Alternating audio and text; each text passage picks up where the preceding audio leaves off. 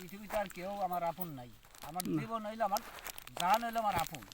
তা আমার ঠিক। জান বাঁচাইয়া হুম, আমি যদি কাজ করি তাহলে সেই কাজের মূল্যায়ন আছে।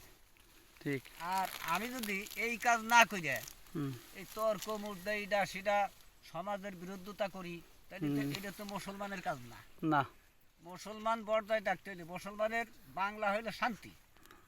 হ্যাঁ, ঠিক। ইসলাম যদি বাঁচাইতে হয় তাহলে তুমি শান্তি, তোমার দ্বারাই যেন শান্তি হয়, এটা ঠিক। তোমার দ্বারাই যেন একটা মানুষ আর একটা মানুষ যেন কষ্ট না পায়, সে হিন্দু হোক খ্রিস্টান বৌদ্ধ না ছাড়া যেই হোক। হুম, কেন আল্লাহ পাক দুনিয়ার মানুষ সৃষ্টি করে পাঠাইছে, সেটারে মানুষ বলে গণ্য করতে হবে, তারে মানুষের ইজ্জত করতে হবে। আমি যদি সেই মানুষের ইজ্জত, আমি মুসলমানের ঘরে জন্ম নিয়ে নবীর সুন্নতি মুসলমান হইয়া হুম, যদি আমি এ যদি কাজ করি তাহলে কি আমি মুসলমান হইলাম? না, এটা মুসলমান দাবি করা যায়? না, তা যাবি না। আজ কুরবানি গরিবের হক, আল্লাহ তোমার তো অফিস দিচ্ছে, আমার দেয় নাই। না, একটা গরিব সে আশায় রয়েছে যে মনো কুরবানি দিবি, আরে আমার তো অফিস নাই, মনো মামু কুরবানি দিবি, আমি শালার কুরবানি দিন আমি এখন গোস্ত পাবো। কিন্তু সে কুরবানি ঠিক। দিয়ে করলো কি, তিনটে ভাগ করলো। তিনটে ভাগ করে দুই ভাগ, এক ভাগ আত্মীয়র, এক ভাগ সে নিয়ে গেল ঘরে, আর এক ভাগ বাইরে ভাগ করলো সিন্নি, গরিবের হক।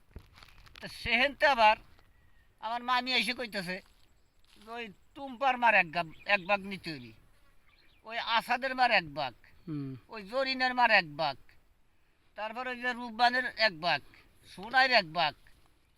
আচ্ছা এরকম ঠিক। ভাগ করতে করতে দেখা গেল কি তোমার আর তোমার ভাগের মধ্যেই সেই গরিবের হকের দেখা গেল ভাগ চলে গেল 20টা। হুম, আচ্ছা ঠিক। তাহলে তুমি যে এই যে গরিবের হক নষ্ট করলে, এই গরিব মানুষ কি দিলা? একজন আসলো ঠিক। তুমি ঘরে দুধ দিলা, এই সিনিয়র নাই দেওয়া যাবে না, ফুরেই গেছে। তুমি নিয়ে করলা কি তোমার অংশ নিয়ে, ওই অংশ উঠেই নিয়ে তুমি ফিরিয়ে দিয়ে থইলা। এই কথাগুলো একটু মন থেকে শুনবেন, বেশি আপনারা বেশি এগুলা শেয়ার করে দেবেন।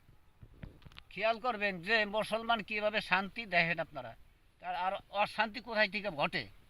তাইলে মনে করেন মুসলমান দাবি করতেছেন, তাইলে সে আমার আর এক ভাই মুসলমান, সে এখন গোস্তর আশায় আইছে, তাহলে সে গোস্ত আর আমি দিতে পারলাম না।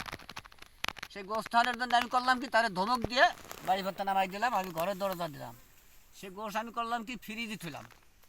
ফ্রিজে থুয়ে আত্মীয় স্বজন জামাইজন ভাই বিরাদার নিয়ে, নিজের আত্মীয় স্বজন ভাই বিরাদার, তার সাথে আমার পক্ষ পাল্লাই পাল্লা পাল্লি, হুম, আমার আপন ভাই ঘরের ভিতরে না খেয়ে মরতেছে। আমি সেই গোস্ত আমার মাছ চাল নিয়ে খাইলাম আত্মীয় স্বজন নিয়ে, আমার বাইরে আমি একটু করে গোস্ত দিলাম না, তাহলে কি এটা আমার কুরবানি হইল? না, এই এটা আমার কুরবানি কুরবানি যায় হইল না। তাহলে আমি কি মুসলমান দাবি করতে পারি?